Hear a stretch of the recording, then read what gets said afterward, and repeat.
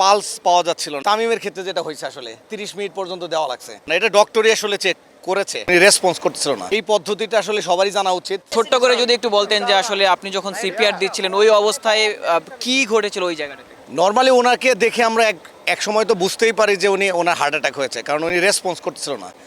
Medical টার্মিনোলজিতে যেসব জিনিস ওনাকে ধাক্কা দিয়ে আমরা বোঝানো মানে কথা বলার চেষ্টা করছি, উনি কথা বলতেছিল না, পালস পাওয়া যাচ্ছিল না, এটা ডক্টরই আসলে চেক করেছে। কারণ ডক্টর একটা খুব ভালো ভূমিকা ওইখানে পালন করেছে। ডক্টর চেক করার পরে যখন মনে হয়েছে সিপিআর দেওয়া প্রয়োজন, তখন আমরা যেহেতু ফিজিও ট্রেনাররা সিপিআর এক্সপার্ট, যেহেতু সিপিআর দেওয়াটা একটা কষ্টসাধ্য কাজ, নর্মালি একজনের পক্ষে 3-4 বার সিপিআর দেওয়া পসিবল না। সেই জন্য ডক্টর ফার্স্টে ট্রাই করছে, ট্রাই করার পর আমাকে সিগন্যাল দিছে। আমি দুইজনকে ওখানে স্ট্যান্ড বাই রেখেছিলাম, আমাদের ফিজিও সানি সাহেব উনিও ছিল এখানে। আমরা রেডি ছিলাম সিপিআর দেওয়ার জন্য, যেটা যদি 30 মিনিট পর্যন্ত, তামিমের ক্ষেত্রে যেটা হয়েছে আসলে 30 মিনিট পর্যন্ত দেওয়া লাগছে। তো একজনের পক্ষে 4-5 মিনিট দেওয়াটা খুবই কষ্টদায়ক। ডক্টর দেওয়ার পরে উনি যখন টায়ার্ড হয়ে গেছে তখন আমি ট্রাই করছি, আমিও 5 বার সিপিআর দেওয়ার চেষ্টা করছি, দেন আই ওয়াজ টায়ার্ড। তারপর আমাদের একজন strength and conditioning coach Tusharkanti Howlader, উনি লিড নিয়েছে।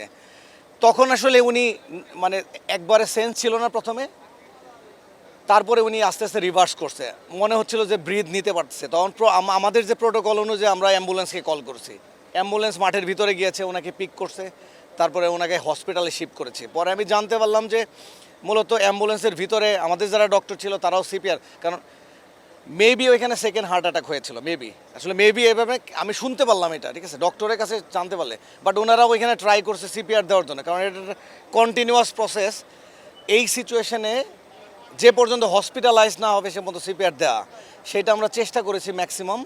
তো হসপিটালে নেওয়ার পরে ওনারা আসলে কর্তব্যরত ডক্টররাও নাকি আসলে মৃত ঘোষণা করছে। ভেরি আনফর্চুনেট যে মাঠের মানুষ, সে মাঠে এরকম একটা হয়েছে, ঠিক আছে, আমাদের কাছে ডেফিনেটলি খুব খারাপ লেগেছে। বাট আমার যেটা মনে হয় যে এই পদ্ধতিটা আসলে সবারই জানা উচিত, কারণ এটা নিজেদের ফ্যামিলিতেও হতে পারে। বাট আসলে এইসব জিনিস আসলে এক্সপেক্ট না ডিউরিং দ্য ফিল্ড, হ্যাঁ, বাট কিছুই করার নাই, এনিথিং ক্যান হ্যাপেন।